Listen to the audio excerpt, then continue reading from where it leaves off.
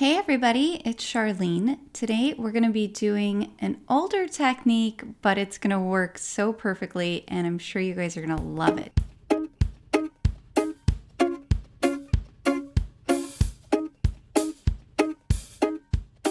We're going to start out here with the winter watercolor stamps and dies, and we're also going to bring in the pine and berry centerpiece stamps and dies. You'll see those a little bit later here. So I've got the large floral from the winter watercolor stamps, and I'm going to double stamp these with some dye ink just because I want to get some real good coverage, because these are more of a silhouette style of stamp, and that's what you're going to want for this oldie but goodie technique. Is you're going to want a silhouette style stamp because it's going to give you the best result. You want all of that solid space.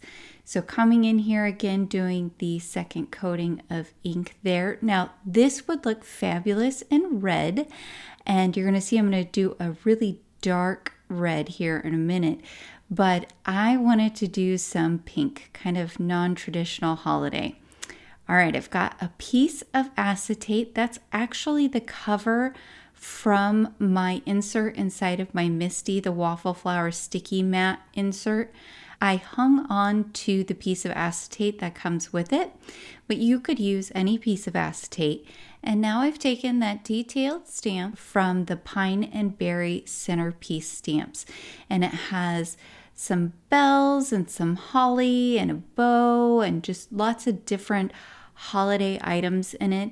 And I'm doing stamp kissing using some of Honeybee Stamp's silver metallic ink. This looks so good in real life. I wish the camera picked up just how gorgeous it looks. The reason I'm using this piece of acetate is you can see I can take it in and out of my MISTI really easily, which means I can get multiple stampings in the exact same spot. You just want to make sure your acetate is lined right back up in the corner, and be careful when you pick up your lid of your MISTI because you don't want it to go tumbling down and mark things where it's not supposed to. But you could do this 2, 3, 4 times, whatever you need to in order to get the coverage, the color, how dark you want it, that kind of thing. So I stamped the bottom one, and now I'm going to do the exact same thing with the top one. I just took the stamp right off of the acetate, moved it over the top of the other stamp so I could see where I want the image to be, and now I'm bringing my lid back over, picking up that silver ink, taking the acetate out, and then pressing it down to get it to transfer right on top of that floral piece. So you want to have two kind of extremes. You want to have a solid stamp that you're doing your initial stamping with, and then you want something that's more detailed. You could have dots or swirls or lines, whatever you want to have. A lot of times people will use large background stamps that have a lot of repeating small patterns on them, but I wanted to show you guys that you can use your stamps. So I'm using this beautiful Christmas stamp here that's got all of the Christmas iconography and feeling to it, but it's not distracting because it is the thin lines rather than some type of big thick piece. And it's one of those things where if you're looking at it, you will pick up, oh, hey, there's a bell, there's, a piece of holly right there. But it kind of takes a second look in order to notice all of that tiny little detail. Otherwise, it looks kind of abstract when you're just looking at it at first glance. So I'm coming in here now with that deep dark red I was talking about. This is going to dry back some, so it's not going to be quite that dark.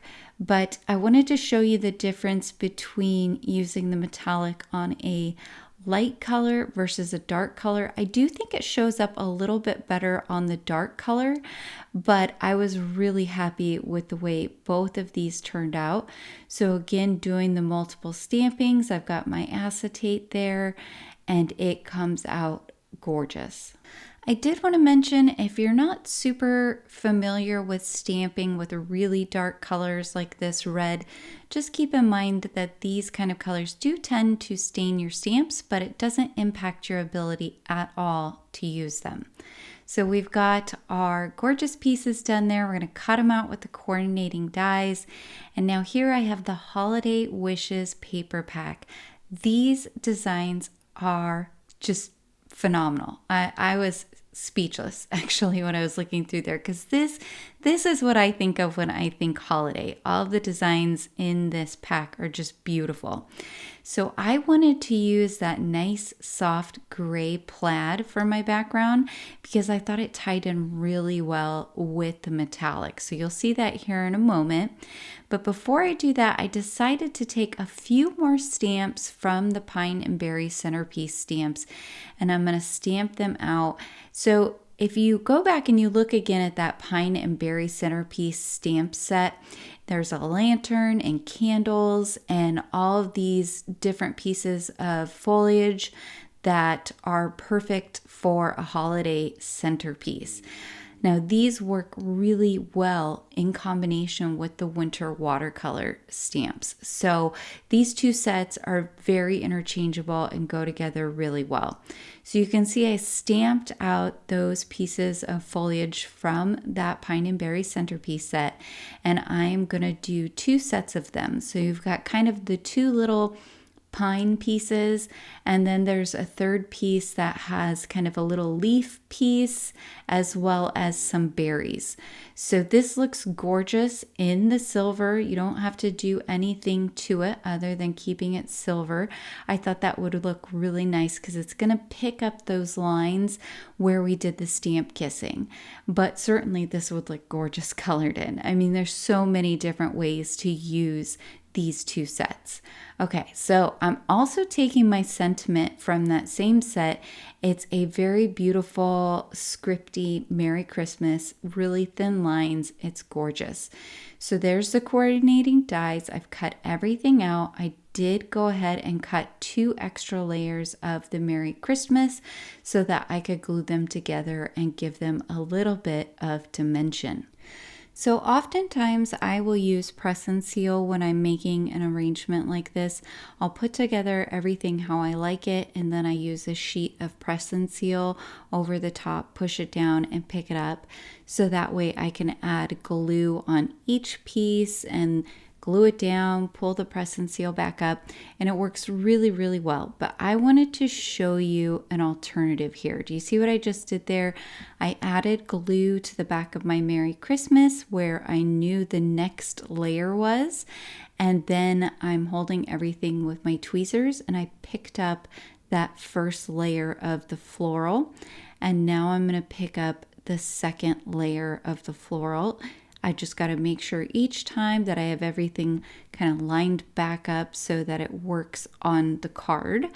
And now again, I'm going to add some more glue where I know it's going to hit the top layer of the dark red floral. So it's going to be right on that side of the pink floral. So that's where I added my glue. So this makes it really easy to arrange something and then go through and glue all the pieces together without having to try and remember where things were or try and recreate something from a picture. This is actually a pretty quick and simple way to do it. So you can see I've got the top layer now of the red floral. And I say these are layers. They're not really intended as layers, I don't believe. Maybe they are, but you can certainly layer them up. And I thought it looked really nice with the small floral on top of the larger floral. But you could also do them standalone. You could do multiples of the small. You guys get the picture. But here I'm coming in now again, and I'm using my sentiment kind of as a frame of reference to make sure that I keep going back down straight onto the card front as I'm picking up the pieces. So now I've got the second layer of that large dark red floral, and you can see how easy this is. Things are just picking right up. You do want to use a glue that's a little tacky, so I wouldn't recommend using a glue that's really runny to do this technique. The honeybee glue is great for this. It's kind of like an in-between glue. It's got some grip to it, but it's still got enough liquidiness. I don't know if that's a word, but it still has enough that you can wiggle things around. So something along those lines would work really well. And now you can see I put some glue all along the back of those florals so I could pick up all the rest of those little foliage pieces I had back there. Now I've got one big piece and I can go in anywhere where maybe there needs to be a little bit of reinforcement, and I can just add a little bit more glue here and there. So hopefully this technique will be helpful for some of you. I know some people have tried the press and seal technique and they don't like it at all. This doesn't require press and seal, and it is pretty easy to do. You just have to take your time, and you definitely want to use some reverse tweezers because otherwise your fingers get in the way. Anyway, mind you, my fingers get in the way all the time.